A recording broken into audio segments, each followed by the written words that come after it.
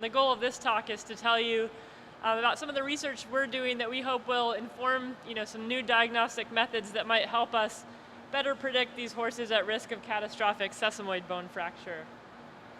So no one in this room is a stranger to this injury. We've just heard Dr. Palmer talk about it for 2 hours. We've seen it. It's not new to the racing industry. This led to the demise of Ruffian in 1975, and it's still occurring today. So it's certainly a problem, and as Dr. Palmer alluded to, the method of loading of sesamoid bones really contributes to one of the challenges in understanding how this fracture occurs and predicting it. So whereas most of the bones in our body are really adapted to handle compressive loads, bone is not as strong in tension, and the sesamoid bones are in a really unique position. They're embedded, they're pulled between the suspensory ligament and the distal sesamoidean ligaments going down to the hoof, and so they are very much loaded in tension, which is really unusual loading pattern. In addition to that, we've got the back of the condyle where we're seeing these sclerotic changes, increased bone, and as horses are racing and as they tire, as they undergo more fetlock extension, there's going to be a compressive force with that leads to three-point bending is the type of loading, and Dr. Cresswell will tell us a little bit more about that when she gets into the mechanics of this fracture later. So I'm not here to tell you that there's any replacement for good horsemanship. Our daily physical lameness examination, what you're doing every day, the exercise riders, the trainers, veterinarians. But, it's not necessarily good enough for every injury. So catastrophic sesamoid fracture, as we've seen, can occur in the absence of any obvious lameness, any heat, pain, swelling. There's no overt signs. That's the problem with this injury in the first place. We're just not good at detecting it. And so just as an example, I think most people are familiar with and will accept that there are advances in medical technology that have helped us become better at predicting other types of injury. And nuclear scintigraphy or bone scans are really useful for some purposes. So this is just an example right here of a right and left stifle and upper tibia of a horse. We can see there's a really dramatic difference. There's a lot of uptake right here. So there's no question, this is very obvious, that if we take an x-ray, this horse is going to have a proximal tibial stress fracture. So no veterinarian, no trainer has an issue looking at that, and we can see the remodeling right there where we have that callus from a stress fracture. Okay, where we can see that callus where there's been a stress fracture. So nuclear medicine has been really useful for diagnosing some of these more proximal or upper body fractures, pelvic, humeral, and tibial. What it's not great at, though, is it hasn't been good at giving us an indication of proximal sesamoid bones that are increased risk of fracture. And x-rays are another thing that's problematic. Obviously, they're worthwhile. We do them regularly. They can help. They're good at detecting bone spurs, chip fragments that need to be removed arthroscopically. But they're not great at looking at the sesamoids and identifying subtle sesamoid pathology. And there's a couple reasons for this and why we've turned to looking into CT or a CAT scan. One of those is that there's two sesamoids on the back of the leg. So when we look at an x-ray from the side, we're looking at both sesamoids superimposed. So it's really hard to see any detail in one of those bones. Often with x-rays, we take another 90-degree view to get more information about what's going on in the joint. Well, we've got the same problem here. So in our front to back or dorsal palmar view, we've got the sesamoids superimposed over the condyle of the cannon bone. So once again, that really limits our ability to tell what's going on and separate out between those bones. So sure, there's some unique, this is one of those elevated angle oblique projections on the right that we try to separate off part of the condyle and part of the sesamoid. So we can get a little more information, but the point of the matter is that we're just not very good at it with x-rays. And on the bottom here, here's a bone scan, images of some fetlock joints. And we can see that the sesamoid's just not very exciting, and we just don't pick up on those injuries. So here we might see, some shins or dorsal cortical remodeling. This is a horse with a saucer fracture. Once again, it's great for that. It's not good for the sesamoids. So really what our research is looking into, we know that x-rays aren't perfect. A bone scan's not going to give us the answer. Well, what about a CAT scan, computed tomography? That's essentially a special machine that combines x-rays, multiple x-rays taken around in a gantry like this. And one of the reasons we haven't used CT more, we certainly use it for surgical planning for repair of complex fractures, but that's after the injury has occurred. So one of the reasons that we haven't used this more regularly is that it has traditionally required anesthesia, and that's a lot to put a horse through, especially a horse that might be at increased risk of a fracture. It makes the process more expensive, and it's less applicable as a screening technology. Well, the exciting thing is that new medical technology, and there's a couple companies working on this, but technology to make CT scans readily performable in standing horses, so no need for anesthesia, same type of sedation as you would do for a bone scan, where basically the robots that we use in the automotive industry are used to drive and perform CT scans in the standing horse. And we'll talk a little bit more in this as the talk proceeds, but the advantage of that is that you can look slice by slice. It's like having hundreds and thousands of x-rays from every perspective that you could look for.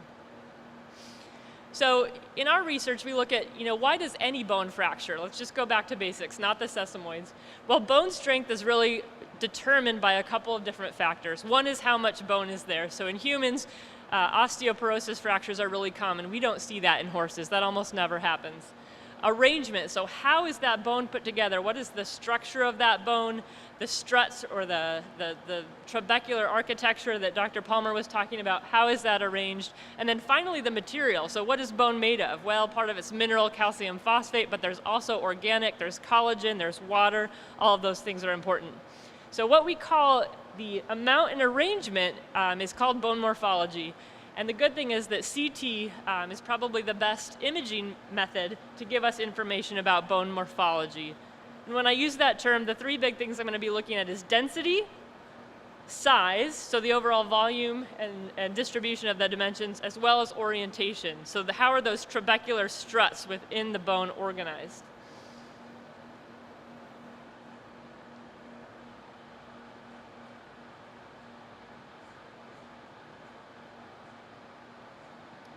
So right now I'm just showing you, this is you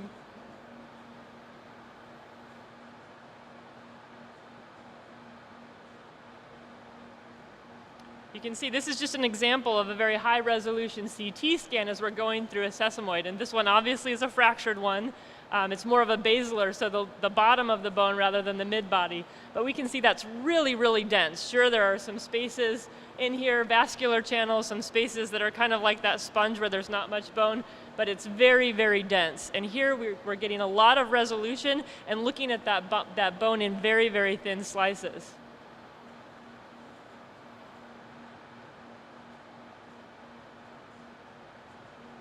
And on the right here, the other nice thing with CT scan is that we can use computer software basically to help us make three-dimensional reconstructions, to really understand what that bone looks like in all dimensions. So of course, in this example, we're using it, this is a post-mortem example. This is a horse that's already fractured. That's a lot easier to tell what's going on. But this is just an example of what we're looking at and what we're trying to quantitate to look at the changes that might actually precede the development of this fracture in the first place. And right now we're just actually turning around right on the articular surface, so the part of that bone that's going to rest up against the condyle, we can see a little bit of fragmentation or comminution there where the fracture is divided into little fragments.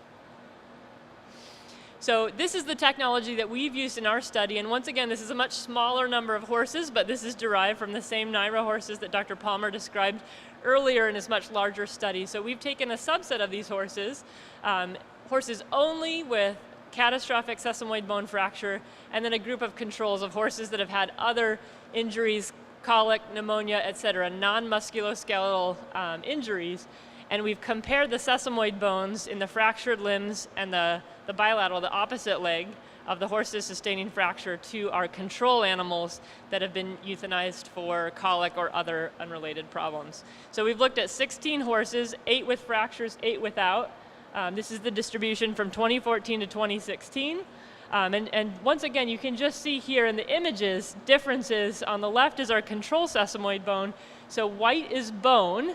The dark spaces are not bone, so whether that be vascular channel, other tissue. And you can see that it's much more white in the fractured group. So that's a lot more dense. There's a lot more mineral in those bones.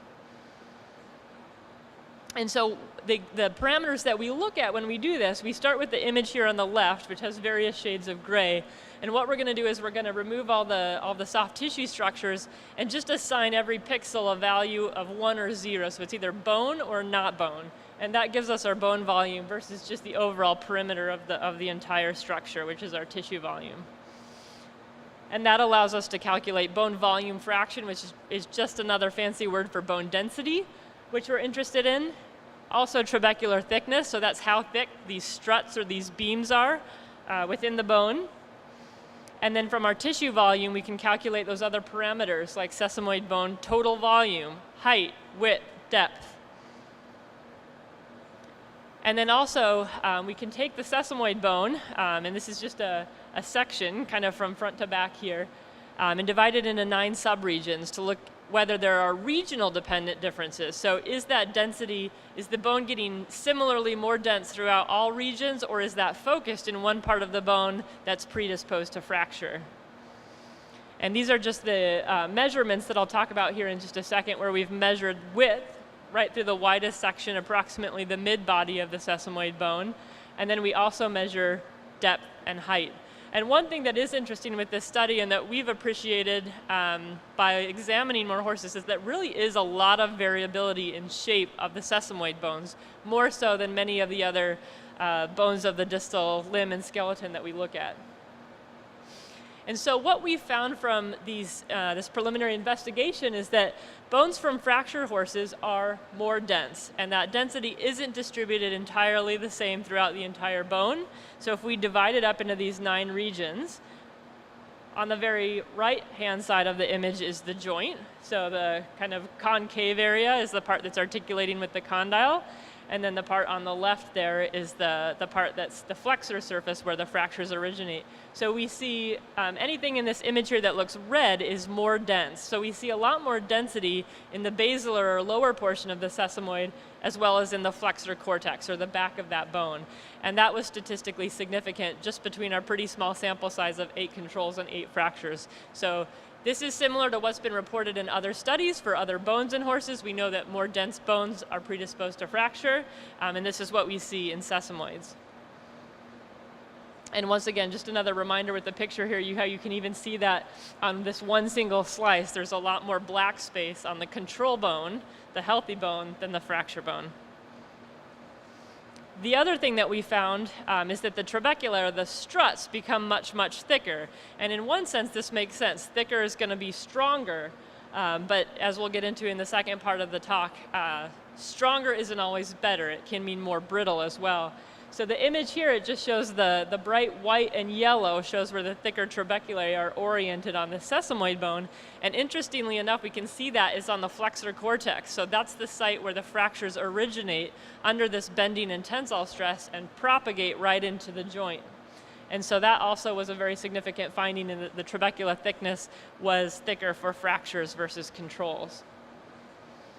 And then finally, we normalized our volumetric dimensions by body weight and looked at width, height, and depth of the sesamoid bones. And what we found is that fracture bones are basically horses that fracture have smaller sesamoid bones normalized by body weight. And this might make sense because we do know that it's an evolutionary advantage in faster animals to have smaller bones distally, so the further down on a limb, but it does seem that this difference is significant between our fracture and controls. And so our research question, once we saw these findings, was really how can we integrate these factors to make a prediction about horses which might be of interest or increased risk. And we go back to the idea of a diagnostic test here, in that there's no diagnostic test that's perfect 100% of the time. So we use a couple parameters to describe how good a new test or new methodology is.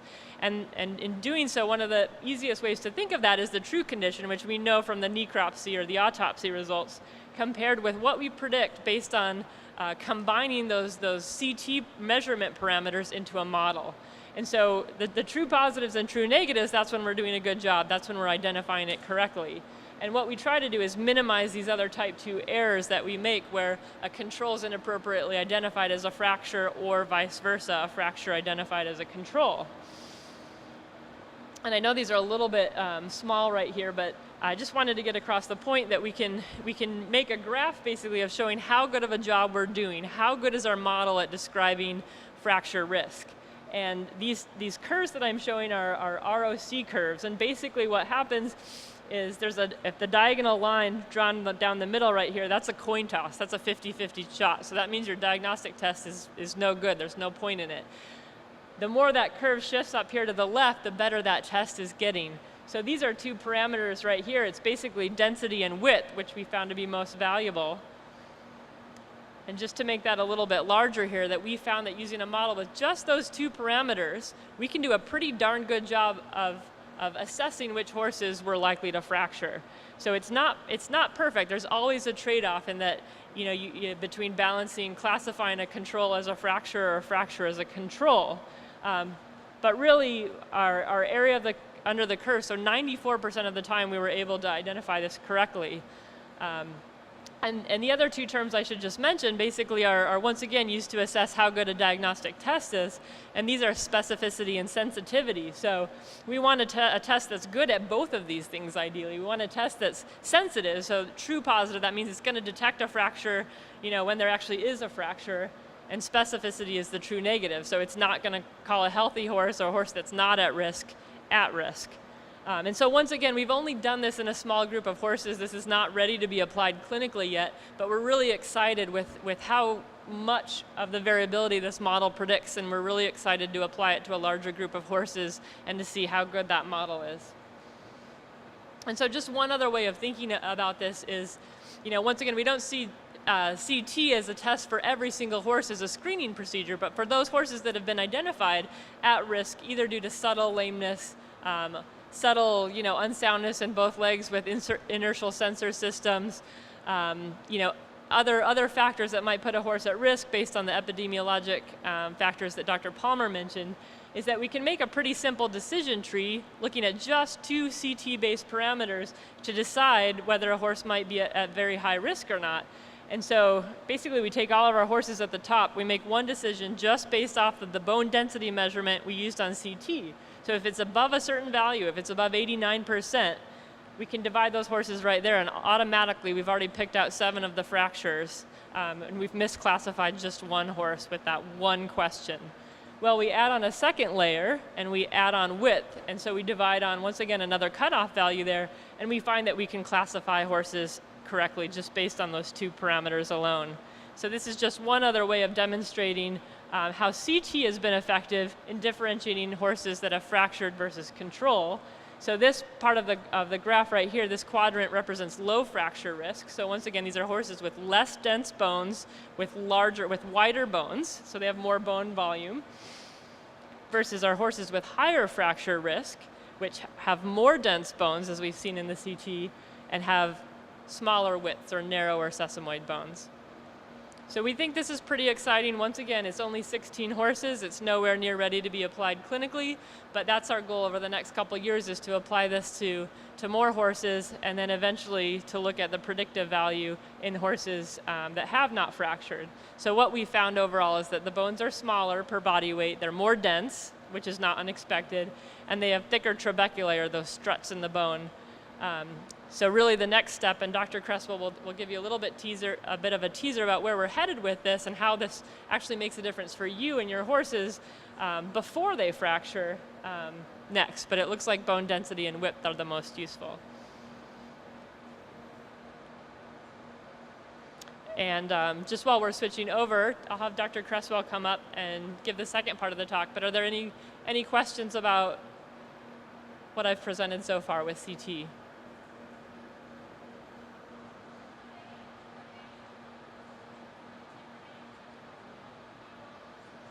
Yep, that's a great question. The question was, what age were the horses in this study?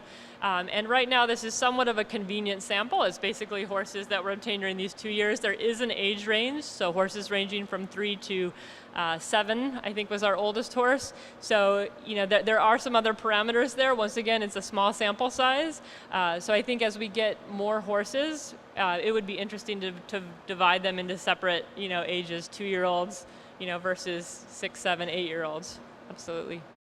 Thank you all for coming out, showing your support and interest. Obviously, you guys are right at the forefront of dealing with the racehorses. You care most about their well-being, and I really am excited that I have this opportunity to sort of share with you what I've been doing and maybe how we can try to get at what Dr. Palmer has shown us is one of the most common musculoskeletal injuries. So I'm kind of doing the second half of this talk. So Dr. Reesnick got to show you some of what we have learned so far from micro-CT, and I'm sort of excited that she has shown what we've done, and I get to kind of talk about what we're going to do next.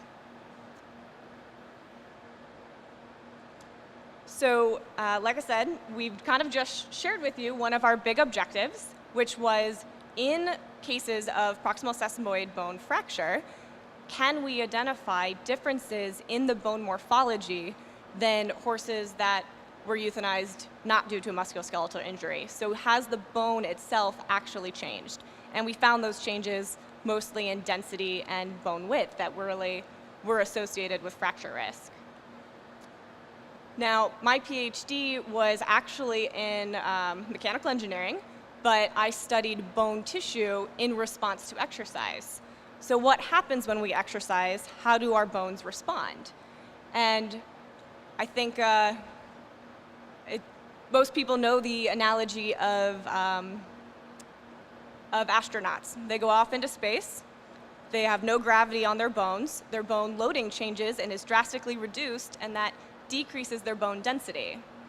They come back, they do a lot of exercise, they do some weightlifting, they can increase their bone mass back from that time in microgravity. So we were trying to look at what do we see in the exercise history of these racehorses that maybe could explain this increase in bone density. And then the fun part, what are we going to do next? And how can we determine maybe if there are differences in that material composition, in the material properties of bone in our fractured horses versus controls? And can we move forward in a way that we can use these micro-CT parameters applied at a clinically relevant CT resolution and still maybe be able to predict and detect differences in bone morphology so that we could predict horses that might be at risk? So one of our big research questions here is, how does exercise correlate with bone morphology? And we all know now that proximal sesamoid bone fracture is one of the most common, so we really care about it. And increased density of both the proximal sesamoid bones as well as the distal cannon bone are known to be associated with risk of sesamoid fracture. Now, exercise, especially exercise associated with race training, as compared to horses out in pasture, will show an increase in bone mass. So they're exercising, they're training, they're increasing in bone density, which is the same thing we see with humans.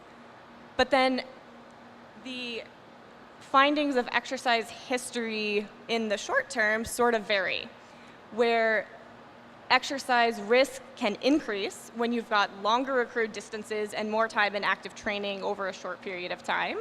But then also when you have less high-speed exercise in the 4 to 8 weeks leading up to fracture, that has also been shown to be associated with increased fracture risk of the sesamoid bones. But none of this is actually associated with the bone morphology, just how does exercise potentially influence risk? So I wanted to know, how does exercise influence morphology? And the data that we gathered was from logged training and race exercise, where we had the distance, the speed, the date of exercise, whether or not it was a training run or if it was a race, as well as, and then from there we would calculate data such as the total number of furlongs that this horse run, how many races it had run, and what was its total career duration, the time from its first log training until the time that it was euthanized. Now, the really interesting finding that we discovered when looking at exercise history is that our horses in our fracture group and our control group are actually racing the same given their career duration. So these horses varied over age, But if we use our x-axis as their career duration and plot the number of races on the y, those slopes of our fracture group and our control group are completely the same. So our horses, as their career increases, they do more races. But there was no difference between the fractured horses and the controls.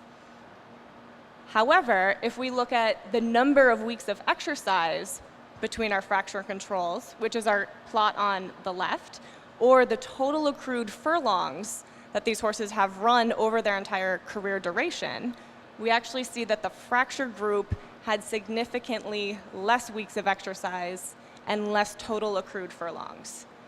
So what this suggested to us is that there's something going on in these fracture horses that maybe may indicate to you guys that these horses are needing some extra rest. They're not quite able to keep up with the rest of the pack and train at the same level that these control horses were. Now, the part that I was really excited to find, and is completely contrary to what we expected, was that, I kept saying, you do more exercise, you gain more bone mass.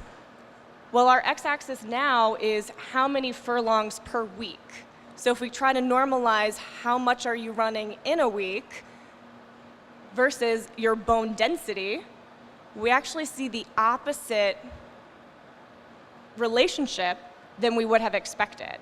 These fractured horses have more dense bone while doing less exercise. So maybe this mechanism of bone adaptation is not that of normal healthy bone responding to exercise to increase density. So with CT, we looked at some of those x-rays, and sometimes those sesamoid bones are a little hard to pick out of this entire fetlock joint. But with CT, we can separate our sesamoids individually and get a lot of detail of the margins of the sesamoid bone in that tight fetlock joint. So we actually observed that there were bone spurs very commonly at the apex or the basilar margin of these sesamoid bones. And if we quantified how large were they and how many were present, we have a total number of sesamoid bones in our fracture group that displayed a bone spur was much higher than the number of control bones that showed a bone spur. And not only were there more bone spurs in our fractured horses, the size of those bone spurs were commonly much larger also. I love the images that Dr. Palmer was sharing with us, I think in the first talk, of showing the cannon bone and that there were score lines or that there was cartilage, erosion, and degradation. And if we looked at the entire description of the joint in these horses, and we would use a very systematic scoring system that's well established, you can count up and add up all of the little defects that you find in the joint.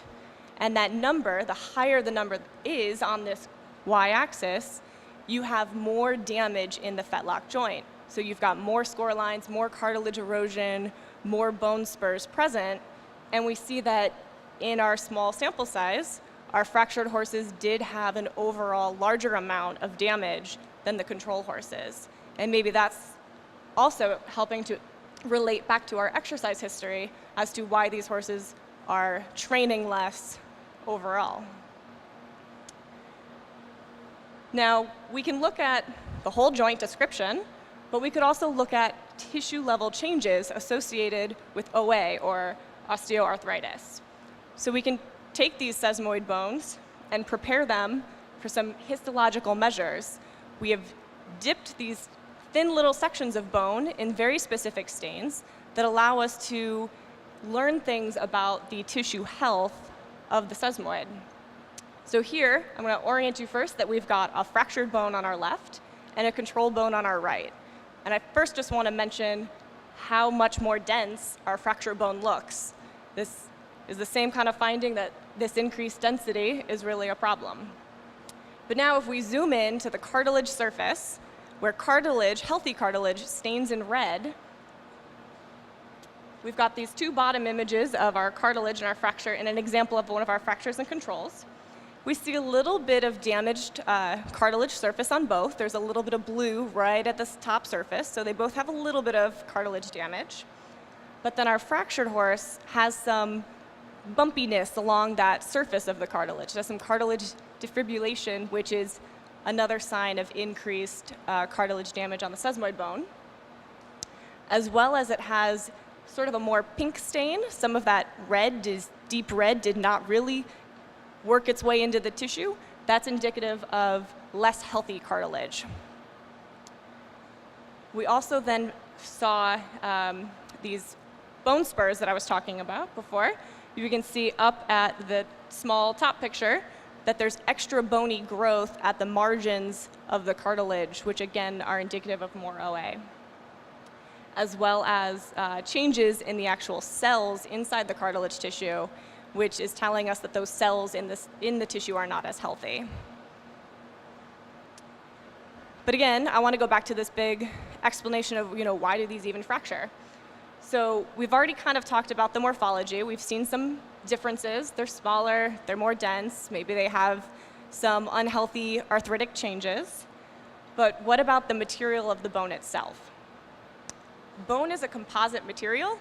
It is not just a straight, common material that is uniform throughout its structure. And because it's a composite, that can really affect its material properties based on the composition of how much mineral and how much collagen.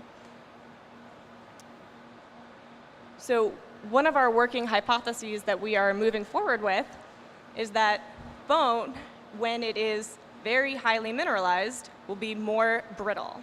So what do I mean by brittle? Brittle is a material like a champagne glass. It does not bend or allow itself to change shape at all. If you were to put some type of extra load on this champagne bottle, it would just shatter. It does not want to deform. But a ductile material, such as a little horseshoe nail, those materials, this type of material, is very ductile. It can bend and change its shape without causing any type of damage or fracture to this material. So why do we care about brittle and ductile? Well, if something's really brittle and it's going to shatter, that's not a good thing. If our bone is ductile, the analogy I would make there is it's more like a little bit of a spring.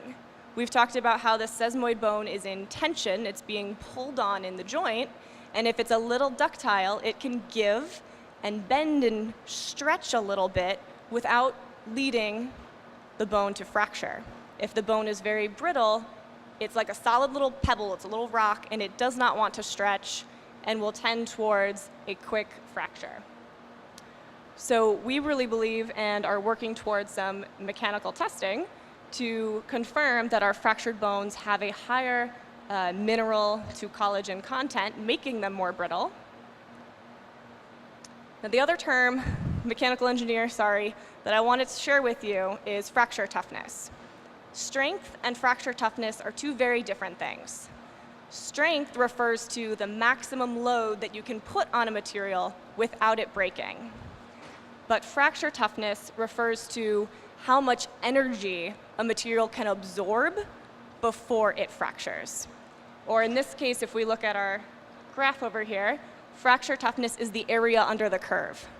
So if we look at our red line, our brittle material, there's very little area under that curve. It cannot absorb a lot of energy before it will catastrophically fail. But our ductile material, our horseshoe nail, can go through large deformations and change and absorb a lot of energy before leading to a fracture. Which leads us to believe that our fractured bones, when we perform mechanical testing, will have a reduced fracture toughness, which might not be captured by the maximum load or the strength that it takes to fracture these bones. So our future work is going to be utilizing the sesamoid bone tissue that we have and creating little test samples where we will then apply a mechanical load and watch a crack propagate through the bone. And the speed at which that crack propagates tells us a lot about the fracture toughness. And as we've kind of been talking about over and over and over again, with this image of this fractured sesamoid bone, these sesamoid bones break very quickly. We have a fracture that starts on that flexor surface or closer to the left and will rapidly grow and propagate towards the joint. So we're going to mimic that in a mechanical test and measure how quickly that occurs and if there's differences when the bone is more dense from a fractured horse. So a lot of our objectives that we've shared with you are basically to identify changes in bone morphology, to examine how exercise might be related to morphology, and our future directions involve mechanical testing of these sesamoid bones for some material properties, as well as the kind of most exciting part that I haven't shared yet, which is determining if we can do some of this bone morphology measurements in a CT scanner that is actually a clinically relevant resolution. So we've done this with our micro CT, but that micro CT cannot accommodate a living horse leg. But there are new technologies that are getting ready to do standing CT.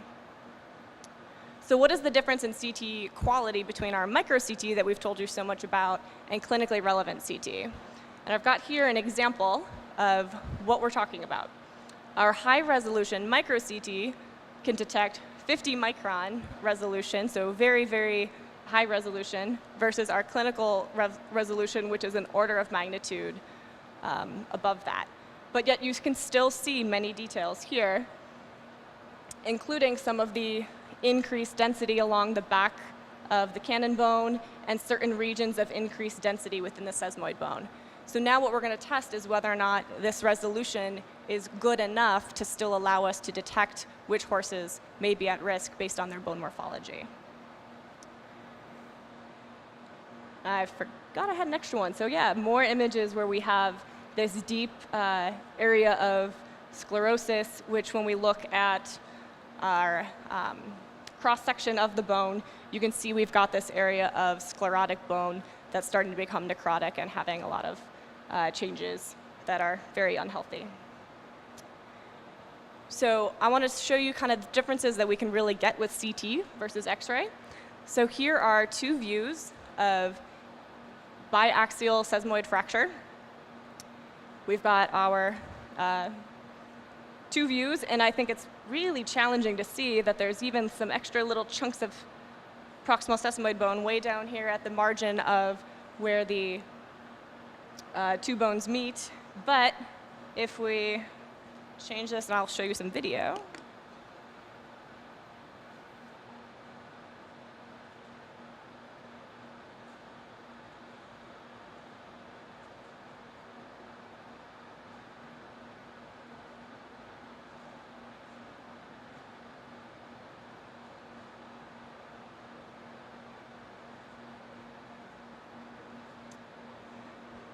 So the video on the left's a little slower, but we're working our way through the cannon bone down to where the top of the sesamoid bones start. We're working our way down the joint. Now here's the top half of the sesamoids, and now you're going to see a little line. They're kind of disappearing. That was our fracture plane. So now we're getting further and further deeper into the joint, and we're seeing the pieces down below, our basilar pieces that have fractured. I'm going to make the other one rotate one more time.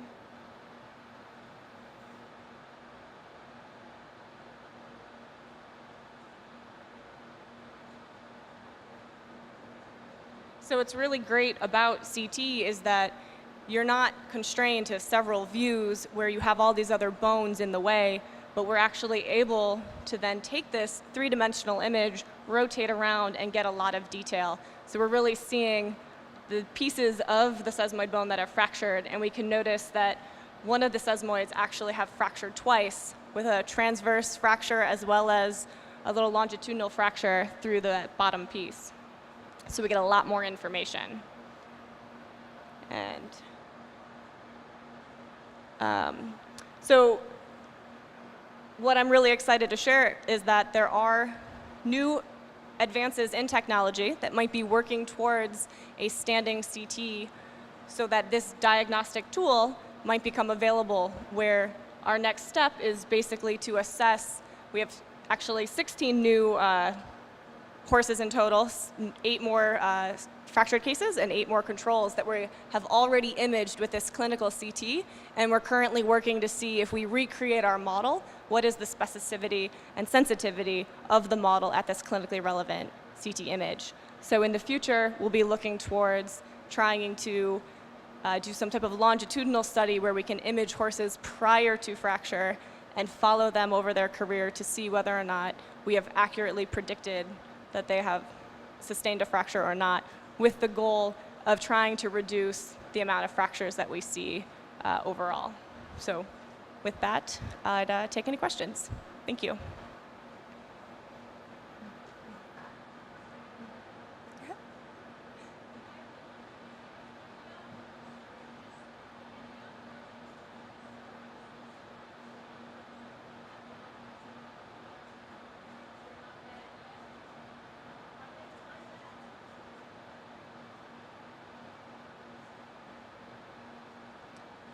So the question was, with young horses, do we see some of these bone morphology changes bilaterally, unilaterally? Are these young horses not so bad yet? And what I was really sort of shocked to discover was that even in some of our younger horses, I don't know for what reason, they already had very dense bones. I don't know if there is exercise prior to their first recorded training exercise that maybe would account for that increase in bone density, whether or not it's genetics, whether it was bisphosphonate treatment, which can increase bone mass. But even in our young fractured horses, there already was a visible increase in bone density. And as far as your bilateral, unilateral, we found absolutely no differences in bone density in any of our bone morphology measures between our fractured bones, medial, lateral, within one limb, as well as to the contralateral limb. So what we've really been using at this point, since our fractured bone is splintered, we're actually commonly measuring the contralateral limb for most of our bone morphology and detecting our differences from the contralateral limb. So ideally in the future, you wouldn't need to image both legs. You could image one leg and it would be a good representation of the morphology of both. Obviously, if there was some other additional issue, such as a little stress fracture or a bone spur, you're not going to detect that across the lateral limbs.